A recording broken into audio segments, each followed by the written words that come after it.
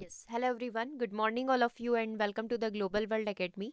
सो आज हम लोग यहाँ पर कंप्लीट करने जा रहे हैं फीमेल सुपरवाइजर महिला पर्यवेक्षक को कुछ वन लाइनर सीरीज के पॉइंट हम लोग यहाँ पर कवर करने वाले हैं। जैसे कि इससे पहले भी हमने इसका एक सेशन यहाँ पर कंप्लीट किया है जिसमें हमने कुछ टॉपिक्स यहाँ पर कंप्लीट किए थे, जो कि अपना आईसीडीएस से हो गया, एनआरएचएम से हो गया, हेल्दी डाइट से हो गया, बैलेंस डाइट से हो गया, बीएमआई इंडेक्स से हो गया, वो सारे पॉइंट्स कवर करें।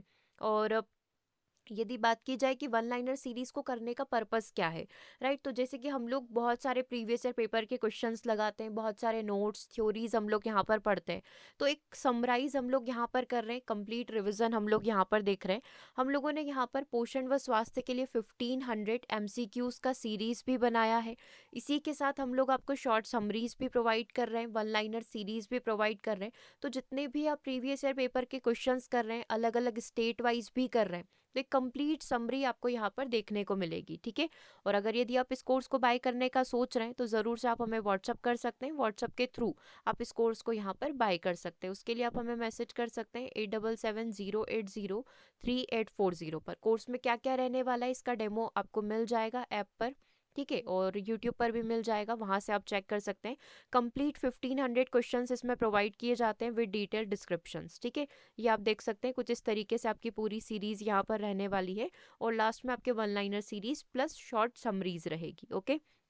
तो चलिए, आज के सेशन में क्या करने वाले हैं। आज के सेशन में क्वेश्चन नंबर 101 से लेकर 150 तक हम लोग यहाँ पर वन लाइनर नोट्स डिस्कस करेंगे। ठीक है। जैसे कि बात की जाए आंगनवाड़ी केंद्रों की सेवाएं क्या होती है, तो आंगनवाड़ी केंद्र स्वास्थ्य जांच, प्राथमिक टीकाकरण और पूरक पोषण आहार जैसी सुविधाएं प्रदान करते हैं। जिसे अपन बोलते हैं ना आंगनवाड़ी में क्या होता है। ठीक है। तो स्वास्थ्य जांच यहाँ पर होती है, टीकाकरण पूरा वैक्सीनेशन का पूरा कार्यक्रम जो कि ऑल इंडिया लेवल पर चलता है, तो कहीं ना कहीं आंगनवाड़ी के थ्रू बहुत अच्छे से ऑर्गेनाइज करवाया जाता है। और पूरक पोषण आहार जैसी सुविधाएं यहाँ पर दी जाती है। यह सेवाएं गर्भवती महिलाएं, धात्री महिलाएं और बच्चों के समग्र विकास के लिए बनाई गई है। ठीक है। चलिए, तो पहला पॉइंट क्लियर हो गया। इसी तरीके से शॉर्ट समरी हम लोग यहाँ पर कंप्लीट कर रहे हैं। पॉइंट नंबर 2 को देखिएगा, हेपेटाइटिस का क्या प्रभाव हो सकता है। हेपेटाइटिस आपको पता है, इसमें मुख्य रूप से कौन से बॉडी पार्ट अफेक्ट होता है, तो लीवर, यकृत सबसे ज्यादा यहाँ पर अफेक्ट होता है ना। यकृत के संक्रमण से शरीर में विषैले पदार्थ यहाँ पर जमा हो जाते हैं। इस रोग का बचाव जो है साफ पानी और टीकाकरण के थ्रू यहाँ पर किया जा सकता है। ठीक है।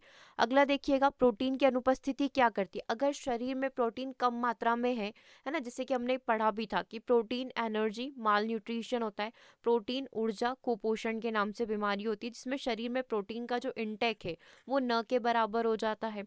ठीक है। तो प्रोटीन की अनुपस्थिति, प्रोटीन शरीर के कई अंगों में पाया जाता है, लेकिन बाइल जूस में इसकी अनुपस्थिति होती है। प्रोटीन शरीर के ऊतक निर्माण और प्रतिरक्षा तंत्र में भी अपनी महत्वपूर्ण भूमिका निभाता है। ठीक है। ऊतकों का निर्माण जो हो रहा है, शरीर के टूटे फूटे अंगों की मरम्मत करना, ये सारी चीजें किसके थ्रू होती है, प्रोटीन के। ठीक है। गर्भावस्था में स्तनों में किस प्रकार से परिवर्तन यहाँ पर होता है, तो प्रोजेस्टेरोन हार्मोन जो होता है वो मेनली यहाँ पर रिस्पॉन्सिबल होता है हार्मोन के बदलाव के लिए। ठीक है। यह हार्मोन गर्भावस्था में दुग्ध उत्पादन के लिए स्तनों को तैयार करता है। ठीक है, जो फीमेल में रिलीज होता है। अगला देखिएगा, पॉइंट नंबर 3 यहाँ पर, 1 सेकेंड। ठीक है, यहाँ तक सारी चीजें क्लियर हो गई है ना। यहाँ पर पॉइंट नंबर 1 2 तक क्लियर हो गया। पॉइंट नंबर 3 को देखिए। पॉइंट नंबर 3 यहाँ पर क्या कह रहा है, गर्भवती महिलाओं के लिए टीका। गर्भवती महिलाओं को टिटनेस का टीका लगाया जाता है ताकि नवजात शिशु और माँ दोनों को संक्रमण से बचाया जा सके। टोकोफेरोल विटामिन क्या होता है, तो विटामिन ई जो है इसका रासायनिक नाम क्या है, टोकोफेरोल है। ये क्या करता है, ये त्वचा और कोशिकाओं की सुरक्षा करने में मदद करता है और एक एंटीऑक्सीडेंट के रूप में भी कार्य करता है। मैंने आपको प्रीवियस वाले सेशन में ही बोला था, सुंदरता का विटामिन किसे कहा जाता है, या ब्यूटी विटामिन के नाम से किसे जाना जाता है, विटामिन ई को जाना जाता है, जो कि है अपना टोकोफेरोल। ठीक है। और ऐसे कई भी नाम पूछे जा सकते हैं। विटामिन ए का रासायनिक नाम क्या हो गया, रेटिनोल हो गया। बी 1 का क्या हो गया, थाइमीन यहाँ पर हो गया। बी 2 क्या हो गया, राइबोफ्लेविन हो गया। बी 3 निकोटोटेमाइन यहाँ पर हो गया, है ना। निकोटिनेमाइड यहाँ पर हो गया, दैट इज विटामिन बी 3। ठीक है। और किसका पूछा जा सकता है, एक अपना विटामिन बी 11 का पूछता है। बी 11 का क्या होता है, फॉलिक एसिड होता है, राइट है ना, सही सोचा आपने। विटामिन सी आपका स्कॉर्बिक एसिड हो जाएगा। डी आपका कैल्सीफेरोल हो जाएगा। ई अभी आपने देखा ही, टोकोफोरॉल यहाँ पर हो जाएगा। और विटामिन के क्या होता है, रक्त के थक्के वाला फिलोक्विनिन यहाँ पर होता है। ठीक है, चलिए अगला देखिएगा, बाल शक्ति योजना। यह योजना गंभीर कुपोषण को नियंत्रित करने के उद्देश्य से शुरू की गई थी। इसके तहत कुपोषित बच्चों को आवश्यक पोषण और चिकित्सा सहायता यहाँ पर प्रदान करी जाती है ना। चलिए, गर्भावस्था के दौरान वजन में वृद्धि। तो सामान्यतः गर्भावस्था के दौरान महिला का वजन जो है 12 किलोग्राम तक यहाँ पर बढ़ता है। यह वृद्धि भ्रूण के विकास और शरीर में पोषक तत्वों के भंडारण के कारण होती है। लेकिन अब ये इतना सा याद करना सफिशिएंट नहीं है ना। हमेशा जो अधूरा नॉलेज होता है वो बहुत हानिकारक होता है। इसीलिए कोई भी चीज़ पढ़नी है तो पूरे पढ़ो, अच्छे से डिटेल में पढ़ो। ये सिर्फ एक समरी है जो हम लोग यहाँ पर डिस्कस कर रहे हैं। तो इसका मैं थोड़ा सा आपको बता देती हूँ। 12 किलोग्राम ऐसा नहीं है कि कुल एक महीने में महिला ने 12 किलोग्राम वजन गेन कर लिया। ये तो समस्या हो सकती है, एडिमा हो सकता है, किसी भी प्रकार की बीमारी हो सकती है। 12 किलोग्राम का टोटल जो वजन है वो 9 महीने के अंदर बढ़ना चाहिए। अगर वजन एक्सेसिवली इंक्रीज हो रहा है कि एक ही महीने में 5 किलो गेन हो गया या एक ही महीने में 4 किलो गेन हो गया, तो वो प्रॉब्लम है। फिर वो डॉक्टर से कंसल्ट करना पड़ेगा। और वजन एकदम से डिक्रीज भी नहीं होना चाहिए, क्योंकि वो तो ऑलरेडी एक प्रॉब्लम होगा। क्योंकि इस समय अगर बच्चा गर्भ में है तो डेफिनेटली वजन बढ़ना चाहिए। और अगर एक साथ वजन बढ़ रहा है, दैट मीन्स कोई बीमारी, डायबिटीज या कोई भी समस्या यहाँ पर हो सकती है। ठीक है, अगला देखिएगा, किशोरावस्था में आयरन की आवश्यकता। किशोर लड़कियों को प्रतिदिन 28 से 30 मिलीग्राम आयरन की आवश्यकता होती है। यह आयरन जो है हीमोग्लोबिन के निर्माण में भी सहायक होता है और साथ ही शरीर को एनीमिया से भी बचाता है। ठीक है, चलिए अब पॉइंट नंबर 108 की बात कर लेते हैं। आई थिंक अच्छे से दिख रहा होगा, कोई दिक्कत नहीं हो रही होगी। ठीक है, फिर भी कभी कोई दिक्कत रहे तो आप ज़रूर से कमेंट बॉक्स में मेंशन कर दीजिएगा। ठीक है, 108 को देखते हैं, राष्ट्रीय नेत्रहीनता नियंत्रण कार्यक्रम। यह कार्यक्रम विश्व बैंक के सहयोग से शुरू किया गया था। इसका उद्देश्य जो कैटरेक्ट मोतियाबिंद होता है वह अन्य नेत्र रोगों को नियंत्रित करना है। क्योंकि हमारे यहाँ पर इंडिया की स्पेसिफिक बात करें तो नेत्र से संबंधित कई सारी समस्या यहाँ पर होती है, जिसमें एक मेन है हमारा मोतियाबिंद। ठीक है, तो इसके लिए जो है नेत्रहीनता नियंत्रण कार्यक्रम यहाँ पर शुरू किया गया है। और नेत्रहीनता या जो आंखों से रिलेटेड जो विटामिन है वो क्या हो जाएगा, अपना विटामिन ए हो जाएगा, रेटिनॉल हो जाएगा। ठीक है, अगला देखिएगा, भारत में कुपोषण के कारण। भारत में कुपोषण का कारण गरीबी, अशिक्षा और जनसंख्या वृद्धि है। इसके समाधान के लिए पोषण कार्यक्रम और शिक्षा पर ध्यान दिया जाना चाहिए। चेचक वैक्सीन की खोज किसने करी थी, एडवर्ड जेनर ने यहाँ पर करी थी। चेचक रोग से बचाव से ये रक्षा करती है। एड्स का पूर्ण रूप क्या, एक्वायर्ड इम्यूनो डेफिशिएंसी सिंड्रोम यहाँ पर है। ठीक है, और जो क्या करता है, मुख्य रूप से प्रतिरक्षा प्रणाली को कमजोर कर देता है। हमारी जो इम्यूनिटी पावर है उसको कम यहाँ पर कर देता है। क्यों, क्योंकि यहाँ पर जो हम HIV वायरस होता है वो क्या करता है, यहाँ पर जो हमारी WBC सेल्स होती है, वाइट ब्लड सेल्स होती है, उनको खत्म कर देता है। ठीक है, अगर ये खत्म हो जाएगी तो डेफिनेटली रोग प्रतिरोधक क्षमता यहाँ पर हाईली अफेक्ट हो जाती है। ठीक है, चलिए अगला देखिएगा, पॉइंट नंबर 12, ठंडी जलवायु में ऊर्जा की आवश्यकता क्यों पड़ती है। ठंडे क्षेत्रों में रहने वाले लोगों को अधिक ऊर्जा की आवश्यकता होती है।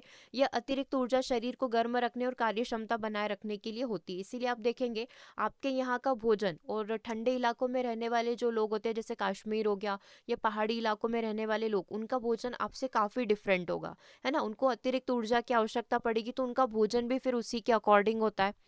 ठीक है, चलिए अब देखते हैं पॉइंट नंबर 13, आयोडीन की कमी से क्या क्या रोग यहाँ पर हो सकते हैं। बच्चों में आयोडीन की कमी से क्रेटिनिज्म, जिसे हम जड़ जमावता हिंदी में कहते हैं, ये हो सकता है। यह रोग मानसिक और शारीरिक विकास को यहाँ पर प्रभावित करता है। ठीक है, पोलियो वायरस का क्या प्रभाव यहाँ पर देखा जा सकता है। तो पोलियो का वायरस तंत्रिका तंत्र को प्रभावित करती है। पोलियो बेसिकली क्या करता है, नर्व सिस्टम जो होता है उसको पूरा इम्पैक्ट प्रभावित यहाँ पर कर देता है, जिससे लकवे जैसी गंभीर स्थिति यहाँ पर उत्पन्न हो जाती है। ठीक है, BMI में क्या अंतर होता है, महिलाओं की BMI की दर जो है पुरुषों की तुलना में कम होती है। मतलब अगर मैं देखूँ कि एक महिला का जो BMI है, एज जो कि अपना यहाँ पर चलता है हाइट के अकॉर्डिंग।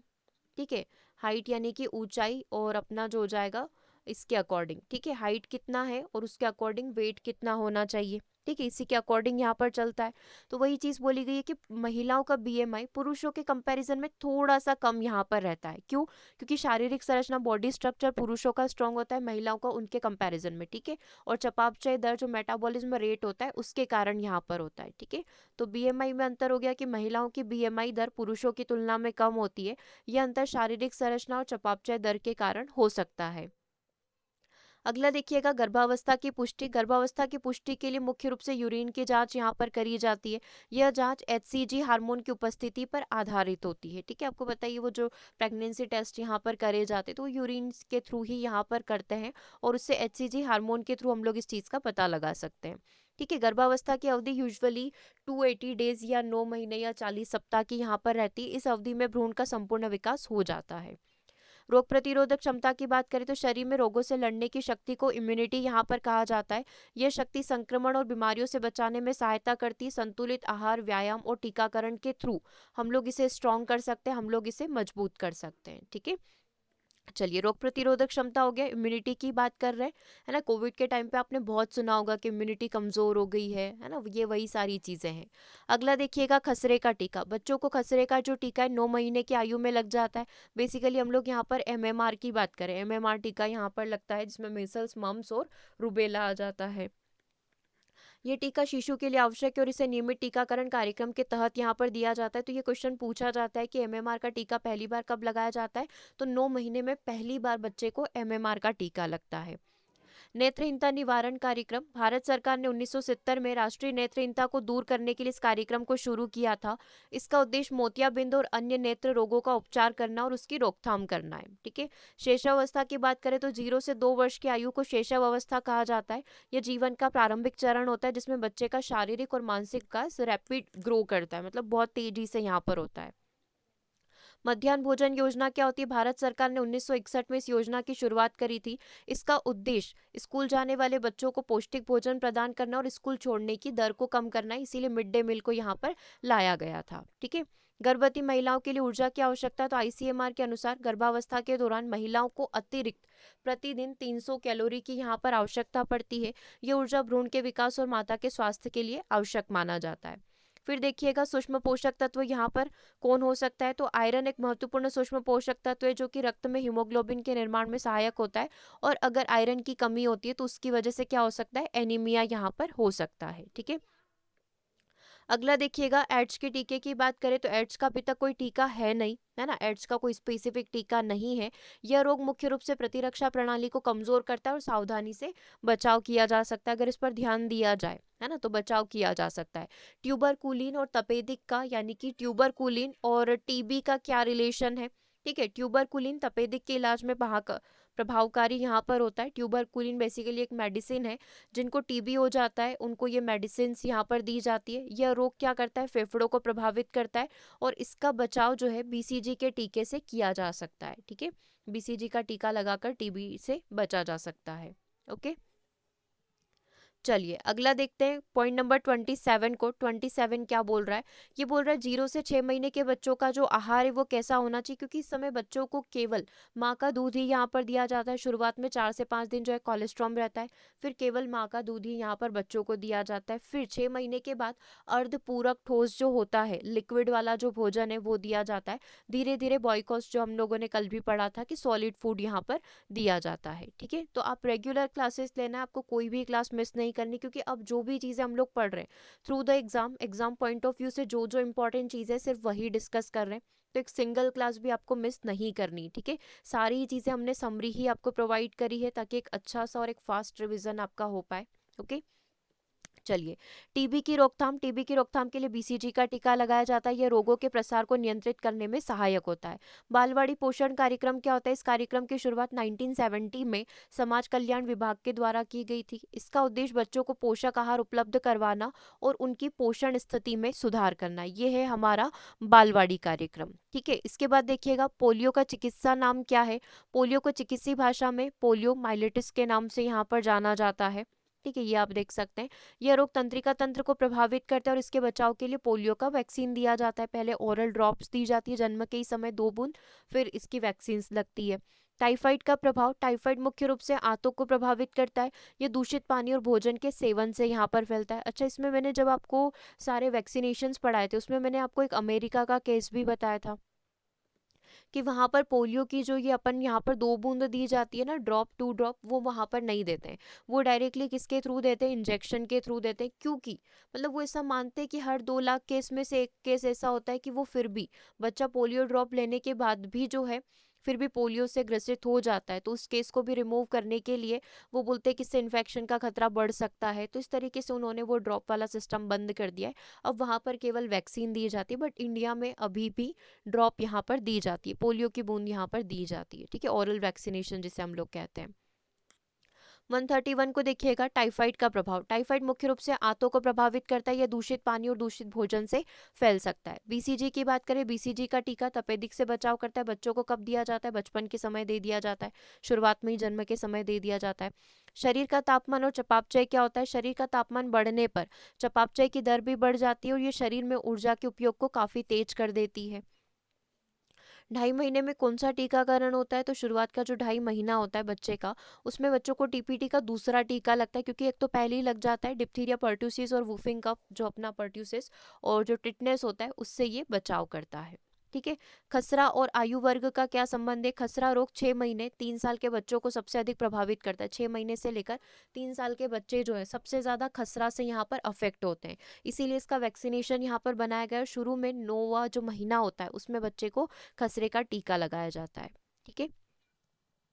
अगला पॉइंट नंबर 136 देखिएगा, धात्री महिलाओं को पोषण की आवश्यकता। धात्री महिलाएं जो होती है, जो लैक्टेटिंग मदर्स होती है ना, उनको कैल्शियम और प्रोटीन युक्त आहार की अधिक आवश्यकता होती है। यह दूध उत्पादन और शरीर की मरम्मत करने में सहायता करता है। विटामिन ए का क्या महत्व है? बच्चों को विटामिन ए की खुराक आंखों की सुरक्षा और स्वस्थ दृष्टि के लिए दी जाती है, और ये जो नाइट ब्लाइंडनेस होती है, रात का अंधापन, उससे भी क्या करता है? बचाव करता है। प्रोटीन शब्द जो है ग्रीक भाषा से यहाँ पर लिया गया है, प्रोटियस से ये लिया गया है, जिसका मतलब होता है प्राथमिक, जो शरीर के विकास और मरम्मत के लिए आवश्यक होता है। आईसीडीएस योजना जो होती है, integrated child development service scheme, ठीक है, ये इसका पूरा नाम है। हिंदी में आप इसे समेकित बाल विकास योजना भी कह सकते हैं। का लाभ गर्भवती महिलाओं, धात्री महिलाओं और स्कूल पूर्व के जो बच्चे हैं उनको यहाँ पर मिलता है ना, 6 वर्ष के जो बच्चे, ये उनके स्वास्थ्य और पोषण को सुधारने के लिए स्कीम को चलाया गया है। अगला देखिएगा, सक्रियता और प्रोटीन की मात्रा। किसी भी व्यक्ति की सक्रियता, एक्टिविटी को बढ़ाने के लिए प्रोटीन की जो आवश्यकता है वो स्थिर रहती है। ये शरीर के ऊतकों की मरम्मत में मदद करता है। बेसिकली प्रोटीन का कार्य क्या है? टूटे फूटे अंगों की मरम्मत करना, ऊतकों को बढ़ाना, ये सारी चीजें करना, ठीक है। पल्स पोलियो अभियान कब शुरू किया गया था? दिसंबर 1995 में इसको शुरू किया गया था, और इसका उद्देश्य क्या था? कि देश से पोलियो को खत्म करना है। पोलियो खत्म हो चुका है ना, हमारे देश से पोलियो पूरे तरीके से खत्म हो चुका है। व्यावहारिक पोषण कार्यक्रम किसने शुरू किया था? तो इस कार्यक्रम की शुरुआत सबसे पहले ओडिशा राज्य में हुई थी। 1 सेकेंड। और इसका उद्देश्य करना क्या है? समाज के जो कमजोर वर्ग है उनको पोषण यहाँ पर प्रदान करना है। ओके। अगला देखिएगा, जिन होता क्या है? कल अपन ने एग वाला पढ़ा था, है ना, एग की जो लेयर होती है। आज अपन को एक नया नाम दिखा है प्रोटीन का, जिन करके, ठीक है। तो जिन होता क्या है? जिन एक उदाहरण है अपूर्ण प्रोटीन का, क्योंकि यह सभी आवश्यक अमीनो एसिड प्रदान नहीं करता है। अगर आपको सारे ही प्रोटीन अपने शरीर में चाहिए, है ना, तो उसके लिए आपको अंडा, दूध और मछली, इसका सेवन करना चाहिए। तो बेसिकली जिन है क्या? आपने मक्का खाया होगा, है ना, जो भुट्टा आपको पता होगा, मक्का आपने खाया होगा, तो उसमें एक छोटा सा पीला सा दाना निकलता है एक मक्के के बीज में। जैसे कि अगर आपने स्वीट कॉर्न खाए होंगे, है ना, क्रिस्पी कॉर्न खाए होंगे, तो आपने कभी भी, जैसे कि अगर मैं इन जनरल लैंग्वेज में बोलूँ, तो आपने भुट्टे के दाने जो होते हैं, मक्का जो होती है, उसको कभी बाफ के खाया होगा, तो वो हमेशा आपने देखा होगा उसमें पीले पीले छोटे छोटे से बीज निकलते। तो मेन मक्का में ये चीज़ हमारे काम की होती है। ये चीज़ हमारे शरीर को क्या करती है? प्रोटीन देती है ना। तो मक्का, इसका जो ऊपरी हिस्सा है वो इतना काम का नहीं है जितना उसके अंदर पाया जाने वाला एक मक्का के बीज में से, एक मक्का से केवल इतना सा छोटा अंश यहाँ पर निकलता है, ठीक है, एक दाना आप समझ सकते हैं उसको, छोटा सा, उसको जिन के नाम से यहाँ पर जाना जाता है, ठीक है। तो वो एक अपूर्ण प्रोटीन होता है, मतलब आप उसको संपूर्ण प्रोटीन यहाँ पर कंसीडर नहीं कर सकते हो, ठीक है। चलिए आगे पढ़ते हैं। 27 mg पर डे, है ना। आईसीएमआर के अनुसार 10 से 15 वर्ष की आयु की लड़कियों के लिए आयरन की अनुशंसित आहार मात्रा कितनी दी गई है? 27 मिलीग्राम प्रतिदिन यहाँ पर दे रखी है, ठीक है।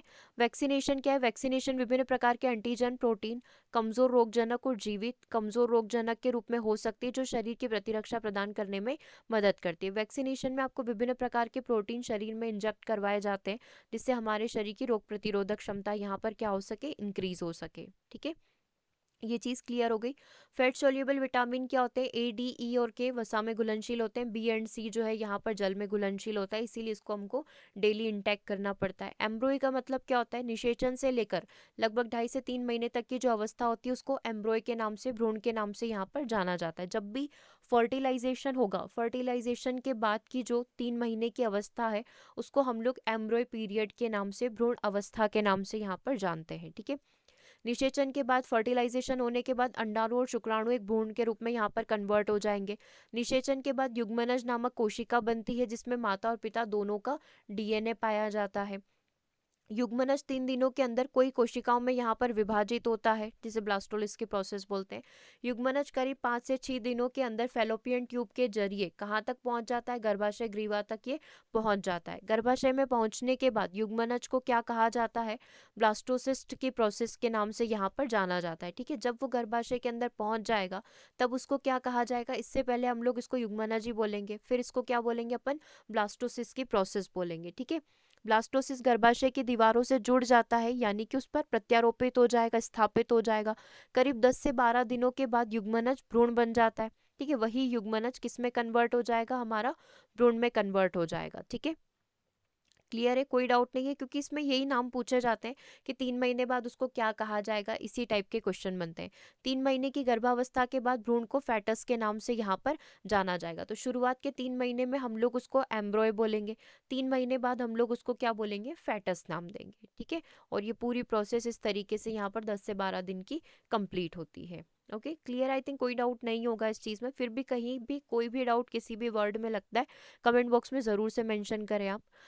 48 नंबर का पॉइंट देखिएगा, फर्स्ट जो ट्राइमेस्टर होता है, क्योंकि गर्भावस्था को 3 भागों में विभाजित किया गया है, first trimester, second and third trimester. First trimester गर्भस्थ शिशु के पहले 3 महीनों में विकृतिजनक प्रभावों के लिए सबसे अधिक संवेदनशील होता है, क्योंकि इस दौरान अंगों का विकास हो जाता है। तो ये पहली तिमाही होती है, अपना एम्ब्रॉय पीरियड आप इसको कह सकते हैं, है ना। और फिर दूसरा ट्राइमेस्टर जो होता है, यहाँ पर जो है मतलब शुरुआत के समय में हमने देखा ही था कि घबराहट होना, है ना, वॉमिटिंग, मतली आना, ये सारे बेसिक सिम्टम्स मॉर्निंग सिकनेस के नाम से जिसे हम लोग जानते हैं, ये शुरुआती समय में रहते हैं। ठीक है, बाद के 3 महीने और फिर अगले 3 महीने, ये इस तरीके से 9 महीने के 3 ट्राइमेस्टर बनते हैं। थाइमीन की बात करें तो ये जल घुलनशील विटामिन आमतौर पर शरीर से बाहर निकल जाते हैं, क्योंकि इसमें थाइमीन विषाक्तता का उच्च जोखिम नहीं रहता है। ठीक है, ये जल में घुलनशील विटामिन है, तो डेली इसको हमें क्या करना पड़ता है, इनटेक करना पड़ता है। थाइमीन बेसिकली ये विटामिन B1 की बात कर रहा है। विटामिन B1 का रासायनिक नाम क्या है, थाइमीन यहाँ पर है।